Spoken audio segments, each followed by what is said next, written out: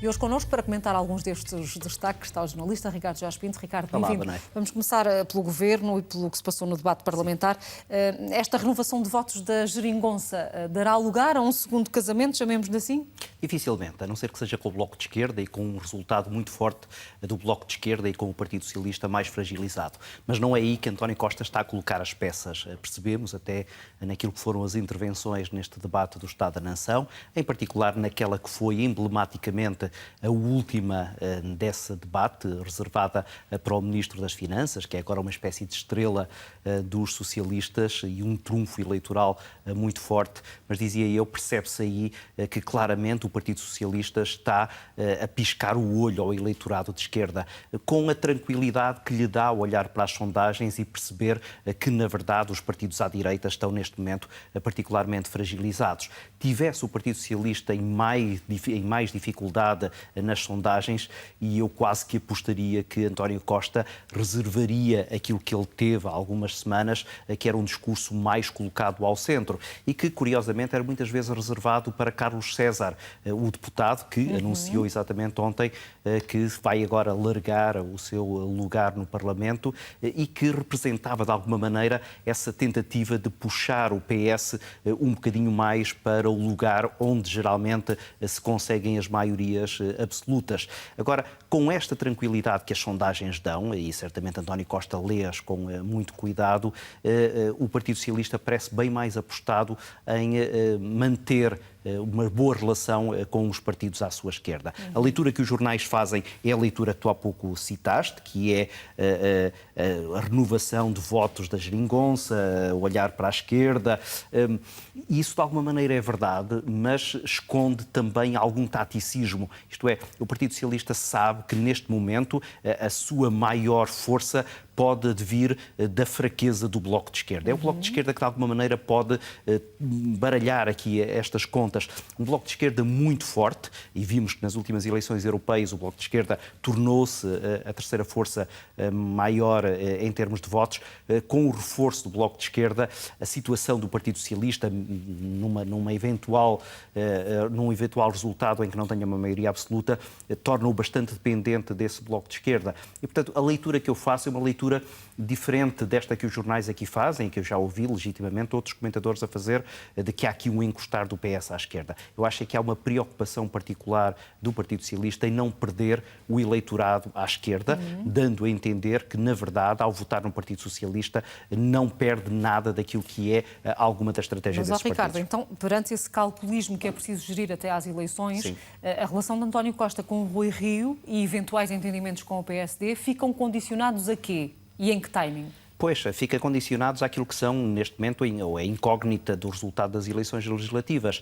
Não havendo uma maioria absoluta e com a dificuldade, que eu acho que é fácil de antever, de uma grande dificuldade em renovar esses acordos com o Bloco de Esquerda e com o Partido Comunista. O Partido Comunista já disse que não voltará a haver acordos escritos. O Bloco de Esquerda mantém-se mais ou menos indeciso, abre a porta até a entrada no próprio governo, mas sem essa maioria absoluta, o Partido Socialista sabe que eventualmente pode ter que pontualmente recorrer à esquerda e pontualmente recorrer à direita. Não vamos ouvir isto da boca nem de Rui Rio nem de António Costa, porque neste momento eles estão muito preocupados em mostrar as suas diferenças. Agora, quando olhamos para aquilo que é o DNA ideológico do Partido Socialista e do Partido Social Democrata, percebemos ali muita identidade e percebemos até ainda mais identidade e parecenças quando olhamos para os perfis políticos de António Costa e de Rui Rio. Tenho alguma curiosidade em ler esta entrevista que a Visão traz e que falará também da relação com Rui Rio. António Costa, se te recordares, na altura em que ambos eram presidentes de Câmara, António Costa em Lisboa, Rui Rio no Porto, tinham um bom relacionamento, que não era apenas cosmético, nem era apenas pontual. Há ali uma identificação grande nas posições destes dois políticos. E, portanto, a possibilidade de eles se entenderem, por muito que o neguem agora, é bastante elevada. E isso transforma, se quiseres, a Geringonça numa outra qualquer figura diferente daquela que conhecemos até agora. agora, eventualmente até com um governo agora muito mais liderado por essas duas figuras daqueles que continuam a ser e provavelmente vão manter-se assim os dois maiores partidos. Há uma curiosidade, sabes que havia um carro português inventado no século XVI, se não me engano, que era puxado a 2 cavalos, era na altura uma grande inovação, e o nome que se dava a esse carro era a traquitana. Quem sabe se agora não vamos substituir a geringonça por uma traquitana puxada por 2 cavalos, passa a expressão, naturalmente, António Costa e Rui Rio. Deixa-me rebuscar aqui alguns números, porque no debate parlamentar desta quarta-feira ouvimos alguns. O Governo considera que, estando nós a 3 meses do final da legislatura, cumpriu 81% das medidas que tinha inscrito no programa do Governo. Diz que estão em curso 10% das 19% de medidas que estão por concluir. Os portugueses terão a percepção destes números e da eficácia destas medidas que o Governo diz ter implementado? Parece-me que sim. Olhando para as sondagens e a confiança que os portugueses depositam neste Governo e, em particular, no Primeiro-Ministro, eu diria que essa leitura é uma leitura que é feita por uma larga franja do eleitorado e isso dá essa tal segurança a António Costa, puxando muito exatamente por esse lado da economia. Por isso é que há pouco dizia que, emblematicamente, foi Mário Centeno que foi escolhido para a intervenção final neste debate do Estado da Nação, porque é verdadeiramente a economia, neste momento, a locomotiva política do Partido Socialista. O que é curioso e até se calhar pouco comum, geralmente os ministros das Finanças são as figuras mais odiadas, são aquelas que são mais escondidas. Ora, nada disso está a acontecer. Chegamos ao final da legislatura, com 4 orçamentos aprovados com uma maioria de esquerda, com o Ministro das Finanças a ser verdadeiramente a estrela desta companhia. Deixa-me pedir também um comentário aos recados que o Presidente da República deixou na intervenção que fez na Fundação Calouste Gulbenkian. Dizia Marcelo Rebelo de Sousa esperar que as próximas legislativas resultem num governo estável e numa imprescindível alternativa, que deve haver consenso em matérias como a segurança social e as alterações climáticas. Encaixam-se estes recados nos principais desafios que o futuro governo tem pela frente? Sim, encaixam-se. Encaixam-se também, até se reparares, nos programas dos 2 maiores partidos. Quer o PS, quer o PSD, estão exatamente a falar dessa questão das alterações climáticas. Rui Rio vai agora apresentar, penso que hoje, quinta-feira, as suas medidas para essa área. O Partido Socialista já disse que é uma das suas prioridades e outros partidos também já chamaram a atenção para isso. Repara como nas eleições europeias foram os verdes, exatamente com essa preocupação, que tiveram uma grande subida nos resultados eleitorais e, portanto, essa é claramente uma das preocupações. Aquilo que eu diria que vai ser o enfoque nesta campanha eleitoral e aquilo que vai permitir o que o Presidente da República está a pedir, que é uma clarificação de posições e alternativas democráticas, é a questão fiscal. E aí veremos como António Costa e Rui Rio saberão jogar as suas peças. Para já, eles parecem mais próximos do que distantes. Depois de Rui Rio ter anunciado que quer uma menor carga fiscal, António Costa veio dizer, provavelmente é isso também que o Partido Socialista quer apresentar no seu programa eleitoral. E a dificuldade dessa separação pode ser exatamente a pedra de toque para a qual chamava a atenção Marcelo Rebelo de Sousa, que tem estado muito atento àquilo que é exatamente a movimentação, quer da esquerda, quer da direita, e em particular daquilo que é o papel de charneira que o Partido Socialista vai ter que desempenhar nesse novo jogo. Voltando a Carlos César, o líder parlamentar socialista, faz sentido que ele não seja candidato a deputado nestas legislativas? Ele é o presidente do partido, poderia naturalmente ser, é uma figura reconhecida dentro do PS, não veria nenhum motivo para ele se afastar agora, embora ele invoque 40 anos de experiência política, mas há outros que estiveram bem mais tempo. Eu diria que, e essa leitura que eu posso fazer é muito especulativa e provavelmente não tem sequer o fundamento que nós lhe poderemos dar, agora é muito fácil fazer aqui uma leitura deste afastamento relativamente a 2 aspectos. Um já o mencionei há pouco, Carlos César representa a facção mais moderada do Partido Socialista, aquela que tem puxado as suas ideias mais para o centro do tabuleiro político, ao contrário, por exemplo, do que representa Pedro Nuno Santos, que é a facção mais à esquerda do Partido Socialista e que tem dado a entender que o PS tem claramente que se entender com bloquistas e comunistas e afastar-se o mais possível do PSD. E, por outro lado, há a questão desta rede familiar que está neste momento no cerne das questões e que vai ser de novo chamada nestas eleições e na qual Carlos César, até porque tinha vários familiares envolvidos, era também, de alguma maneira, um embaraço, se quiseres lhe chamar assim. Agora, como eu disse há pouco, eu acho que deve haver aqui razões mais até pessoais, porque o prestígio de Carlos César no Partido Socialista neste momento era absolutamente inegável. Depois temos o Serviço Nacional de Saúde, que, enfim, continua a ser um dos grandes desafios que se vai arrastando de governo para governo, a ser notícia em pelo menos 3 jornais e uma revista. Acreditas que alguma coisa muda? O que é que pode mudar? Quando é que pode mudar?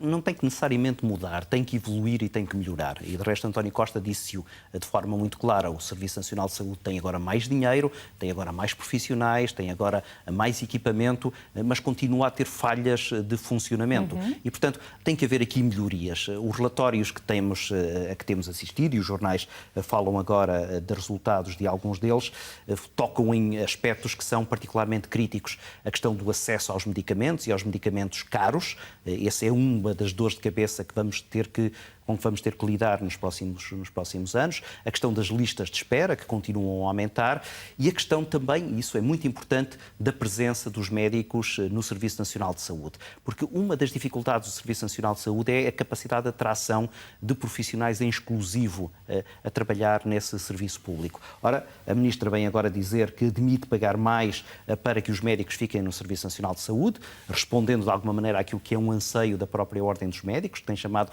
a atenção muitas vezes para esse aspecto, de que os médicos não são suficientemente remunerados e que o privado é um ímã muito poderoso para atrair os profissionais mais qualificados, e é preciso recompensar aqueles que querem ficar no Serviço Nacional de Saúde. E depois uma outra medida que aqui é apresentada, que é os futuros profissionais poderão ter que permanecer algum tempo no serviço público, isto é, uma espécie de recompensa pelo investimento que o Estado faz na formação desses mesmos médicos.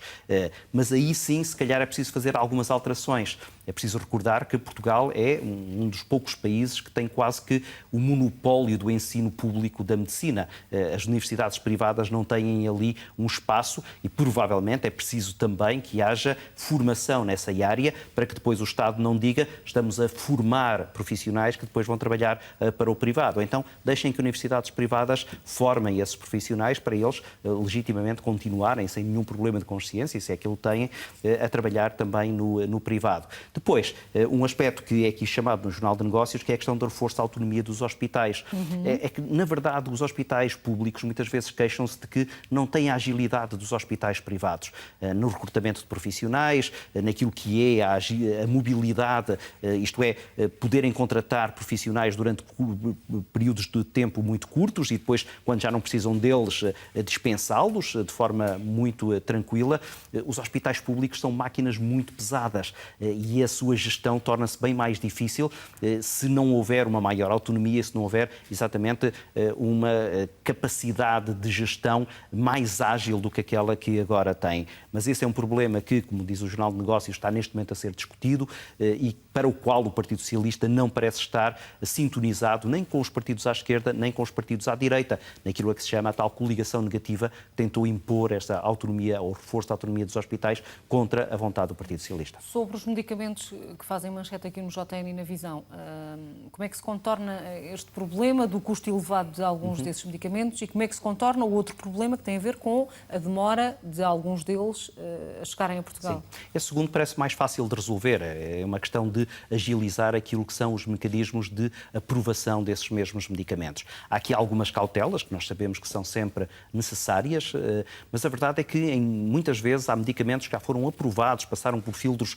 muito exigentes, como o caso da Food and Drug Administration nos Estados Unidos, que é extremamente exigente relativamente aos medicamentos e que aprova muitos deles que depois demoram bem mais tempo a passar pelo crivo em Portugal. Uma maior agilidade aí poderá resolver esse problema. O problema bem mais complicado é o facto de agora muitas farmacêuticas estarem a colocar no mercado medicamentos que na verdade têm custos absolutamente astronómicos e não há nenhum Serviço Nacional de Saúde que seja capaz de suportar esses medicamentos. Como é que se pode pagar um medicamento que custa 1 milhão ou de 2 milhões de euros para, de repente, 50 ou 100 mil pessoas que precisem deles. Quer dizer, isso rebenta imediatamente com qualquer orçamento. Uma coisa é, como agora temos assistido a alguns casos, penso que da Matilde, pagar 2 milhões de euros por um tratamento. Agora, multiplica esses 2 milhões por 50 mil pessoas, 100 mil pessoas. É absolutamente insuportável.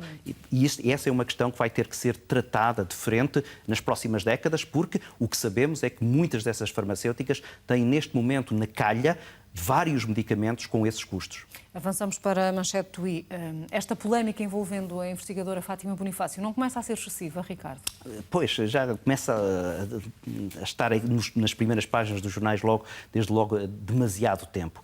É um problema que divide claramente a sociedade entre aqueles que acharam que foi apenas uma manifestação de liberdade de expressão, mesmo que se discorde, ela tem direito a, num jornal, a publicar essa sua opinião, e há aqueles que consideram que não. Aquilo foi um apelo ao ódio, aquilo é um discurso de ódio, foi um texto racista e, como tal, é um crime. É a versão do SOS Racismo, que diz agora que ela, para além de pedir desculpa, tem que também pagar, porque cometeu um crime e tem que pagar por esse crime que cometeu. E a sociedade divide-se. Até que ponto é legítimo nós continuarmos a prolongar esta discussão, que claramente se deve fazer, mas que já demora aqui uma semana, talvez, muito tempo, se calhar, começando a dar mais visibilidade do que aquilo que merece, aquilo que é essa divisão de posições. Eu penso que ela ficou clara, cada um de nós tirou as suas próprias conclusões. Arrastar isto, parece-me que neste momento é mais contraproducente relativamente àquilo que nós consideramos que deve ser o bom funcionamento de um regime democrático, onde essa liberdade de expressão ou a contenção dos limites dessa liberdade de expressão devem ser atendidos. Olhamos por último novamente para a primeira página do JN. Será excesso de oferta que está na origem desta suspensão das licenças para o alojamento na Baixa da cidade do Porto? Sim, e também a pressão que tem sido feita por vários setores relativamente àquilo que é, na perspectiva de algumas pessoas,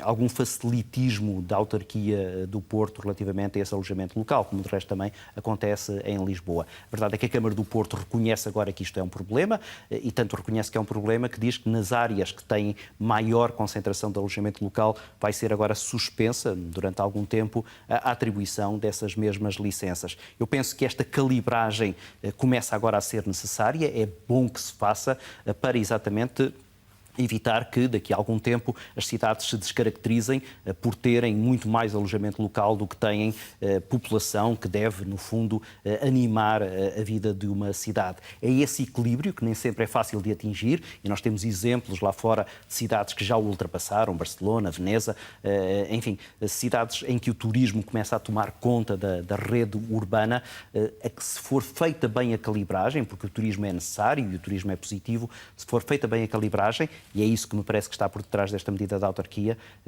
aí sim podem obter-se bons resultados. E vamos agora para as duas sugestões de leitura na imprensa estrangeira que nos propões, começando aqui pelo jornal britânico The Guardian, a falar da demissão do embaixador britânico em Washington. Esta saída do embaixador, diz o Guardian, deixa Boris Johnson debaixo de fogo. O embaixador apresentou a demissão na sequência da divulgação pública de e-mails confidenciais datados de 2017, em que descrevia a administração Trump como disfuncional, incoerente e caótica.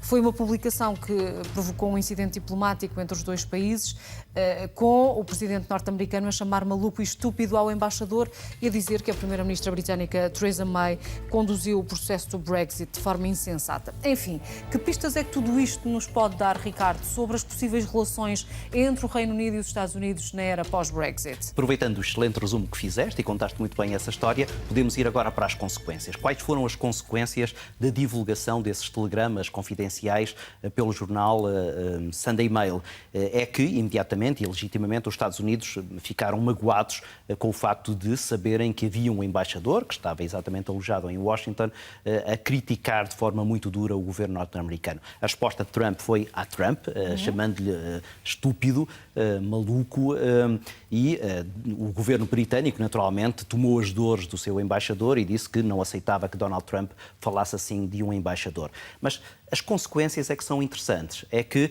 o embaixador colocou agora o seu lugar à disposição. E porquê, diz o Guardian? Porque, segundo as fontes do Guardian, ele terá percebido que com a forte probabilidade de o próximo primeiro-ministro britânico a ser Boris Johnson, que é o que vai à frente em todas as sondagens, provavelmente o seu lugar ficaria em risco, ou pelo menos ele ficaria ali num embaraço. Porquê? Porque Boris Johnson tem elogiado muitas vezes Donald Trump, da mesma maneira que Donald Trump tem elogiado Boris Johnson. E, portanto, se Boris Johnson for eleito agora em julho, final de julho, início de agosto, a primeiro-ministro, muito provavelmente ele seria afastado do cargo pelo próximo primeiro-ministro. Ao contrário de Jeremy Hunt, que é agora o ministro dos Negócios Estrangeiros, e que disse que se fosse ele escolhido, ele é também um dos candidatos, manteria o embaixador no seu lugar, porque continua a manter a confiança nele. Ora, o que o embaixador fez foi afastar-se previamente para evitar o embaraço de ser afastado por Boris Johnson. E isto mostra como, sendo escolhido Johnson para primeiro-ministro, as relações entre o Reino Unido e os Estados Unidos vão agora ter uma nova fase, muito provavelmente de maior proximidade, até porque Boris Johnson é a favor do Brexit e de um Brexit duro até, exatamente na linha de Donald Trump, que tem dito, e por isso é que ele critica a Theresa May, de ser demasiado soft na maneira como tem lidado com Bruxelas. Estamos a aproximar-nos de um momento em que, pós-Brexit, Reino Unido e os Estados Unidos se preparam para uma aliança bem mais próxima. Se Boris Johnson vier a ser eleito primeiro-ministro, o Reino Unido pode, enfim, não conseguir aquilo que é desejável que consiga. Ficamos muito mais próximos de um Brexit sem um acordo, ficamos muito mais próximos de uma posição de maior dureza naquilo que é a negociação entre a União Europeia e o Reino Unido. Com o Reino Unido depois a procurar outros aliados, e já se percebeu que outro aliado poderá ser, muito naturalmente, os Estados Unidos de Donald Trump, se eventualmente Donald Trump for também reeleito no próximo ano. E, portanto, há aqui um reequacionar de forças que claramente está por detrás destas escolhas que têm sido feitas quer no Reino Unido, quer nos Estados Unidos. E por isso é que eu achei que este afastamento e as razões deste afastamento deste embaixador é uma espécie de primeira peça a ser mexida no novo puzzle que está a ser montado. E por último, vamos olhar aqui para o site do South China Morning Post a falar da resposta da China à crise económica que passa por cortes fiscais, por reformas orçamentais, cortes nas taxas de seguro das empresas exportadoras. Qual é que é, afinal, Ricardo, o plano de Pequim e que viabilidade é que esse plano tem de dar certo? Quando foi da crise financeira de 2008, a resposta do governo chinês foi um enorme investimento de dinheiro na economia. Injetou dinheiro a rotos, bilhões e bilhões de euros, para evitar que a economia chinesa descambasse com aquilo que era uma crise financeira que todos nós conhecemos. Desta vez, e digo desta vez porque a crise está de novo a afetar a economia chinesa, sobretudo até por causa das relações comerciais com os Estados Unidos, e as relações entre eles são muito próximas, e são as duas maiores potências económicas mundiais, por causa dessa guerra comercial, em grande parte, mas também por causa do arrefecimento que a economia chinesa já começava a sentir. O governo chinês, desta vez, decidiu não injetar de novo dinheiro, mas fazer outra coisa, fazer cortes muito radicais de impostos, cortes radicais de impostos nos rendimentos das pessoas, para promover o consumo interno, cortes também naquilo que é o nosso IRC, isto é, as taxas que se cobram às empresas, cortes também naquilo que é as taxas de exportação dos produtos chineses. Enfim, a China está a tentar, de alguma maneira, compensar aquilo que é o resultado desta guerra comercial com os Estados Unidos, que já se arrasta há cerca de 2 anos. E por isso a darem razão a Donald Trump, quando ele dizia que esta guerra comercial está a ser bem mais prejudicial para a China do que para os Estados Unidos. E ele chamava a atenção para o facto de se continuar a insistir nesta guerra comercial, e ele agora fez uma pequena pausa, mas já ameaçou que, fim essa pausa, poderá introduzir novas taxas em mais 300 mil milhões de euros de produtos chineses. Com essa pressão, a economia chinesa parece começar a ceder. E, portanto, Donald Trump está muito confiante de que neste braço de ferro com Pequim, provavelmente serão os chineses a ceder, tendo em conta a posição mais forte dos Estados Unidos. É curioso Trump a fazer essa afirmação de que a China fica enfraquecida com esta guerra comercial, porque já li artigos em sentido contrário, que a China acaba por sair mais poderosa com esta guerra comercial. Pois, a curto prazo, eu diria que Donald Trump tem razão, embora, por exemplo, haja setores, como o setor agrícola, que começa a queixar-se daquilo que é a imposição de taxas nas exportações de produtos para a China, que é um dos principais importadores dos Estados Unidos. Agora, aquilo que eu acho que Donald Trump está a esquecer é que a China tem tradição de ser muito paciente e, portanto, a China não está muito preocupada com aquilo que é o curto prazo. A China está preocupada com o longo prazo. Veja-se aquilo a que se chama a nova rota da seda. A China está, neste momento, a gastar trilhões de euros em investimento que está a fazer um pouco por todo o mundo, comprando portos marítimos, construindo aeroportos, criando laços comerciais com muitos países em vários continentes, exatamente para alargar a sua influência económica. Agora, os chineses sabem que isto não se faz num ano, nem sequer fazem 10 anos, provavelmente demorará 100 anos, mas 100 anos que demore, a China vai lá chegar. Donald Trump tem claramente calendários mais apertados e o primeiro calendário dele é as eleições de 2020, e é aí que ele está a fazer a aposta nesta pressão constante sobre a economia chinesa. No meio desta guerra comercial, Ricardo, o que é que pode fazer inverter esta predisposição da administração americana, manifestada não só pelo próprio Donald Trump, mas pelo próprio Xi Jinping, para serem retomadas as negociações, para não se aumentar as tarifas de ambos os lados? Porque às vezes nós ficamos com a sensação de que não é preciso acontecer assim nada de verdadeiramente extraordinário, basta Trump acordar mal disposto um dia. Não, esta guerra é muito complexa e a verdade é que de ambos os lados há culpas. Há culpas do lado chinês, que tem claramente roubado patentes aos Estados Unidos, que não tem cumprido com muitos daquilo que são as normas da Organização Mundial do Comércio. Os chineses têm falhado em muitas coisas, mas também têm falhado os Estados Unidos, que também têm endurecido as suas posições, muitas vezes por caprichos presidenciais que procuram, sobretudo, tirar proveito de um eleitorado que gosta de ouvir Donald Trump bater o pé às grandes potências. Agora, a resolução deste problema, acredito, é uma resolução muito difícil e, na verdade, se calhar é preciso mudar muita coisa para que alguma vez estas duas potências mundiais se entendam a nível comercial. Porque até agora tudo isso estava de alguma forma mascarado através de taxas que nós não entendíamos muito bem. Quando Donald Trump se queixa de que os produtos americanos pagam muito mais para entrar na China do que os produtos chineses para entrar nos Estados Unidos, ele tem razão. Agora, a mudança disso implica tantas variáveis e afeta tantos países, nomeadamente na União Europeia, que não pode ser resolvida de um momento para o outro. Ricardo, obrigada por ter estado connosco. Bom resto de semana. É tudo. Tenha uma excelente quinta-feira. Até mais logo.